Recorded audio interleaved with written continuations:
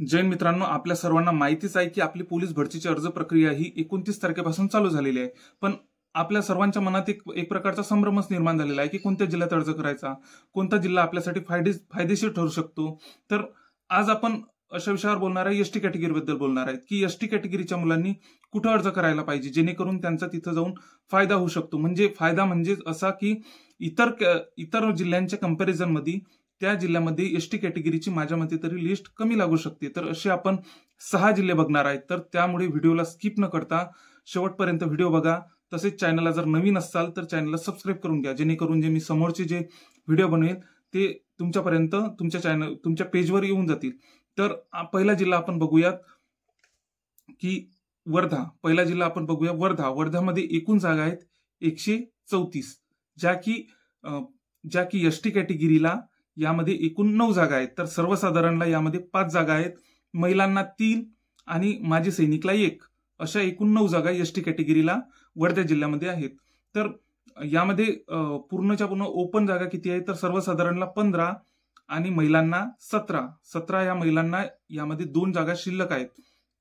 2 जागा शिल्लक ओपन मध्ये महिलांना आहेत. तर एसटी कॅटेगरीच्या मुलांना इथं फायदा कसा होऊ शकतो तर सर्वसाधारण मध्ये 5 जागा आहेत, माजी सैनिकची 1 जागा आहे.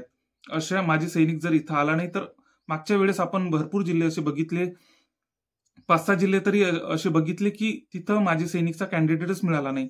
तर माजी सैनिकचा जर कॅन्डिडेट तिथं आला नाही तर आपल्याला सर्वांना माहितीच आहे, नवीन मुलांना माहिती नसेल की माजी सैनिकचा कॅन्डिडेट जर तिथं आला नाही तर माजी सैनिकची जी जागा आहे 1 असो, 2 असो, 5 असो की 10 असो, त्या सर्व जागा माजी सैनिकच्या ह्या सर्वसाधारणला जात असतात. हे आपल्याला सर्वांना माहितीच आहे. तर इथं इतर कॅटेगरींच्या म्हणजे विजे, बाकीच्या भजब, एनटीसी, एनटीडी, विमाप्र अशा इतर कोणत्याच कॅटेगरीच्या जागा नाहीत. सोबत फक्त ओबीसीच्या 7 जागा, एससीबीसीच्या 3 जागा, ईडब्ल्यूएसच्या 3 जागा, अशा फक्त या 3 कॅटेगरीच्याच आपल्या जागा आहेत. एससीच्या 4 जागा. तर अशा सर्व कॅटेगरींचा आपण जर विचार केला तर यामध्ये इमावच्या 7 जागा. तर इतर जिल्ह्यांच्या कंपॅरिझन मध्ये ओबीसीच्या या वर्धा जिल्ह्यामध्ये बाकीच्या कंपॅरिझन मध्ये ओबीसीच्या कमी जागा आहेत. तर या ओपनच्या 15 जागा आहेत. तर ओपनच्या जागांचा पण इथं माझ्या मते तरी एसटी कॅटेगरीला फायदा होऊ शकतो. सोबतच अशा प्रकारे 15 जागा ओपनच्या आहेत. तर इथं एसटी कॅटेगरीला ओपनच्या जागांचा पण फायदा होऊ शकतो. ओपनच्या जागांचा फायदा होऊ शकतो कारण की इथं बाकीच्या कंपॅरिझन मध्ये ओबीसीच्या, एससीबीसीच्या आणि ईडब्ल्यूएसच्या जागा बाकी जिल्ह्यांच्या कंपॅरिझन मध्ये कमी आहेत. त्यामुळे ओबीसीचे इतर कॅटेगरीचे मुलं इथं कमी येऊ शकतात. त्यामुळे एसटीला ओपनच्या जागांचा इथं माझ्या मते तरी फायदा होऊ शकतो. तर या वर्धा जिल्ह्यामध्ये पण आपण अर्ज करू शकतो. पुढचा जिल्हा बघू आपण यवतमाळ. यवतमाळमध्ये एकूण 150 जागा आहेत. 150 जागा यवतमाळमध्ये एकूण 150 जागा आहेत. तर त्यामध्ये एसटीला एकूण 21 जागा आहेत, ज्यामध्ये सर्वसाधारणला 7 जागा, महिलांना 6 जागा, खेळाडूला 1 जागा, प्रकल्पग्रस्ताला 1 जागा, माजी सैनिकला 3 जागा, अंशकालीनला 1 जागा आणि पोलीस पाल्य आणि गृहरक्षक दल यांना 1 जागा आहेत. तर इतर कॅटेगरींना पण इतर कॅटेगरींच्या जागा बघू तर जेमतेम सर्व कॅटेगरींना इथं 2-2 जागा आहेत. विजे सोडून इतर कॅटेगरींना जेमतेम 2-2 जागा आहेत. विमाप्राला 1 जागा आहे आणि ओबीसीला 8 जागा आहेत, ईडब्ल्यूएसला 2 जागा आहेत, एससीबीसीला 2 जागा आहेत. अशा प्रकारे एकूण ह्या 150 जागा आहेत, ज्या की त्यामध्ये सर्वसाधारणला ओपनला 15 जागा आहेत. तर अशा यामध्ये माझ्या मते तरी सर्वसाधारण एसटीला 7 जागा आहेत आणि अंशकालीन पदवीधरचे कॅन्डिडेट आहेत. आपल्याला तर माहितीच आहे की ते कॅन्डिडेट जेमतेम मिळतच नसतात.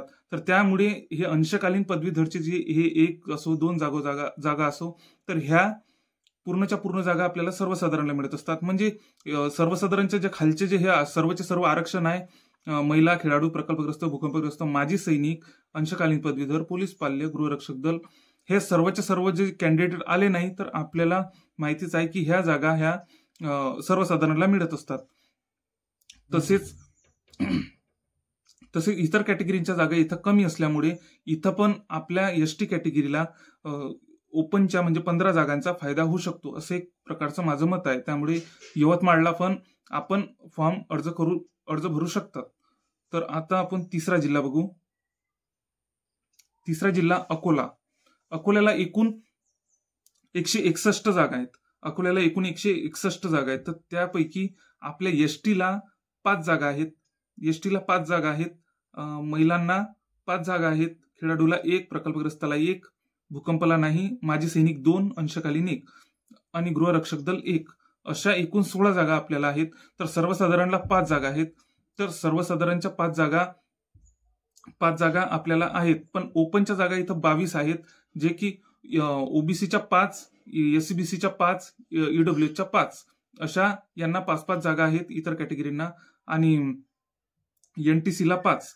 तर अशा प्रकारे हा जिल्हा एसटी कॅटेगरीचं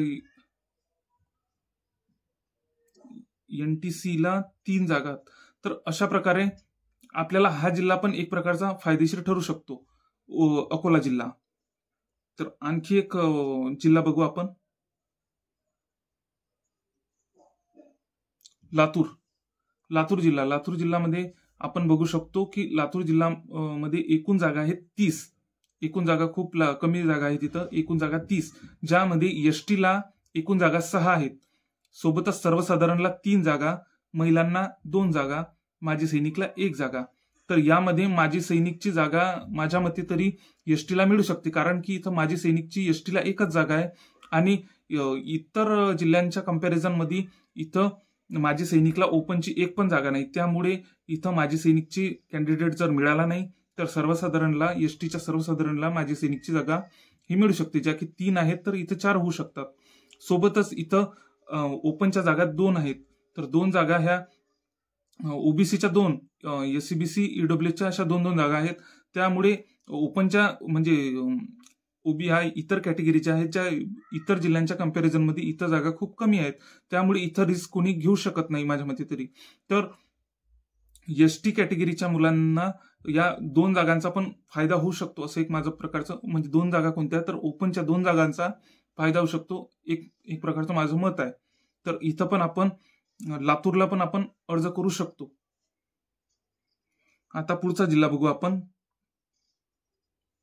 लातूर, यवतमाळ, वर्धा. तर पुढचा जिल्हा आपण सिंधुदुर्ग बघू. सिंधुदुर्ग जिल्हा. तर सिंधुदुर्ग जिल्ह्यामध्ये एकूण जागा 78 आहेत. 78 जागा आहेत. तर एसटीला इथं 3 जागा आहेत. एसटी महिलांना 2, खेळाडूला 0-0, माजी सैनिकला 1 जागा आहेत. तर ओबीसीला 2च जागा आहेत, ईडब्ल्यूएसला 2च जागा आहेत, एससीबीसीला 5च जागा आहेत. तर ओपनला 8 जागा आहेत. तर अशा प्रकारे इतर कॅटेगरींच्या इथं कुठंच जागा नाही. त्यामुळे एसटीच्या चांगल्या प्रकारे जागा आहेत. त्यामुळे इथं आपल्या एसटीला ओपनच्या जागांचा फायदा होऊ शकतो, जे की इथं ओबीसी आता आपल्याला माहितीच आहे की एनटीसी झाली, ओबीसी झाली, ईडब्ल्यूएस झाली, या कॅटेगरीचे मुलं हे ओपन मध्ये जास्त असतात. त्यामुळे यांच्या जागा ह्या इथं खूप प्रमाणात कमी आहे. त्यामुळे आपल्याला या सिंधुदुर्ग जिल्ह्यामध्ये ओपनच्या जागांचा फायदा होऊ शकतो. तर इथं पण आपण अर्ज करू शकतो. पुढच्या जागा बघू आपण. पुढच्या जागा अशा आहेत की माझ्या मते की 2 जिल्हे आहेत असे. 2 जिल्हे असे आहेत की तिथं एसटीला माझ्या मते तरी खूप प्रमाणात फायदा होऊ शकतो. एक म्हणजे धुळे जिल्हा, दुसरा म्हणजे कोल्हापूर जिल्हा. तर सर्वात आधी आपण धुळे जिल्हा बघू.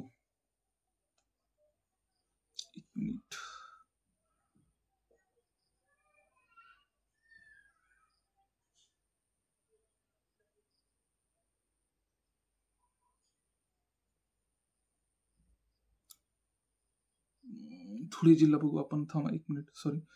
तर धुळे जिल्ह्यामध्ये एकूण जागा 133 आहेत, हे आपल्याला माहितीच आहे, आणि अराखीव जागा 16 आहेत. तर एसटीला इथं सर्वसाधारणला 10 जागा, महिलांना 10 जागा. आणखी एसटीला इथं भरपूर जागा आहेत. म्हणजे धुळ्यासारख्या लहान जिल्ह्यामध्ये एसटीला 10 जागा आहेत आणि सोबतच महिलांना 10 जागा, खेळाडूला 2 जागा, प्रकल्पग्रस्ताला 2 जागा, भूकंपाला 1. भूकंपग्रस्ताचे जेमतेम कॅन्डिडेट तर मिळतच नाही, त्यामुळे भूकंपग्रस्ताचा पण फायदा आपल्याला एसटी कॅटेगरीला होऊ शकतो. अंशकालीनला 2 जागा, अंशकालीनला डायरेक्ट 2 जागा. अंशकालीनचे कॅन्डिडेट तर आपल्याला सर्वांना माहितीच आहे की अंशकालीनचे कॅन्डिडेट हे सहसा मिळतच नाही, त्यामुळे एसटी कॅटेगरीला याचा फायदा होऊ शकतो. एसटी कॅटेगरीला माजी सैनिक आणि अंशकालीन पदवीधरचा आपल्याला फायदा होऊ शकतो एसटी कॅटेगरीला. तर इथं ओपनच्या जागा जर विचार केला तर इथं ओपनच्या जागा ह्या 16 जागा आहेत. इथं एक बाब महत्वाची आहे की इथं ओबीसीच्या जागा नाहीत, कारण की ओबीसीच्या जागा नाहीत आणि इतर ज्या जागा आहेत त्या पण जेमतेम एसबीसीला, ईडब्ल्यूएसला 2-2 जागा आहेत. त्यामुळे माझ्या मते 100% तरी एसटीचे कॅन्डिडेट हे ओपनमध्ये जास्त जाण्याचा चान्सेस आहे. त्यामुळे एसटीचे कॅन्डिडेट जर ओपनमध्ये या 16 जागांमध्ये जर गेले तर एसटीची लिस्ट आपोआप खाली येऊ शकते. तर हा जिल्हा खूप काहीतरी आता माझ्या मते एसटीसाठी खूप बेस्ट आहे. इतर जिल्ह्यांच्या कंपॅरिझनमध्ये, तुलनेमध्ये जर विचार केला तर एसटीची लिस्ट ही धुळेला कमी येऊ शकते. आणि आपण दुसरा आता जिल्हा बघू, तर दुसरा जिल्हा असा आहे की कोल्हापूर बघू आपण आता. तर कोल्हापूरचा विचार केला तर कोल्हापूर हे 2 जिल्हे खूप बेस्ट आहेत, धुळे आणि कोल्हापूर एसटी कॅन्डिडेटसाठी. तर कोल्हापूर बघू आपण आता. कोल्हापूरला एकूण 88 जागा आहेत, ज्या की फक्त 88 पैकी एसटीला 23 जागा आहेत, ज्या की सर्वसाधारणला 8 जागा, महिलांना 7 जागा, खेळाडूला 1 जागा, प्रकल्पाला 1 जागा, माजी सैनिकला 3 जागा, अंशकालीनला 1 जागा. तर अशा प्रकारे अंशकालीनची पण जागा आहे इथं आणि सर्वसाधारणला आपल्याला सर्वात जास्त जागा आहेत, 8 जागा आहेत. ओबीसीची इथं पण जागा नाही आहेत, कारण की ओबीसीची मुलं जास्त ओपनमध्ये जात असतात, आपल्याला माहितीच आहे. एनटीसी आणि ओबीसी या दोन्ही कॅटेगरीच्या जागा इथं नसल्यामुळे आपल्याला एसटी कॅटेगरीच्या सर्वात जास्त म्हणजे 8 जागा असल्यामुळे आपल्याला एसटी कॅटेगरीच्या मुलांना ओपनच्या जागांचा इथं 8 जागांचा या फायदा होऊ शकतो, ज्यामुळे आपण इथं कोल्हापूरला अर्ज करायला पाहिजे, एक प्रकारचं माझं एक मत आहे. आणि इतर कॅटेगरीचा विचार केल्यास तर कोल्हापूरला लिस्ट एसटीची कमी येऊ शकते इतर जिल्ह्यांचा विचार केला तर, इतर जिल्ह्यांच्या कंपॅरिझनमध्ये. तर अशा प्रकारे आपण हे सर्वचे सर्व जिल्हे बघितले, जे की मला धुळे आणि कोल्हापूर हे 2 जिल्हे खूप बेस्ट वाटले. सोबतच आपण सिंधुदुर्ग जिल्हा बघितला, लातूर जिल्हा बघितला, अकोला जिल्हा बघितला, वर्धा जिल्हा बघितला, चंद्रपूर जिल्हा बघितला, असे सर्वचे सर्व आपण जिल्हे बघितले. त्यामुळे या जिल्ह्यांपैकी तुम्ही अर्ज करू शकता. हा फक्त माझा एक प्रकारचा अंदाज आहे, पण सर्वस्वी निर्णय हा तुमचाच आहे. त्यामुळे योग्य विचार करून या जिल्ह्यांवर पण विचार करा, असं एक माझं मत आहे. माझं एक मत आहे की या जिल्ह्यांमध्ये इतर जिल्ह्यांच्या कंपॅरिझनमध्ये एसटीची लिस्ट ही कमी येऊ शकते, कमी लागू शकते.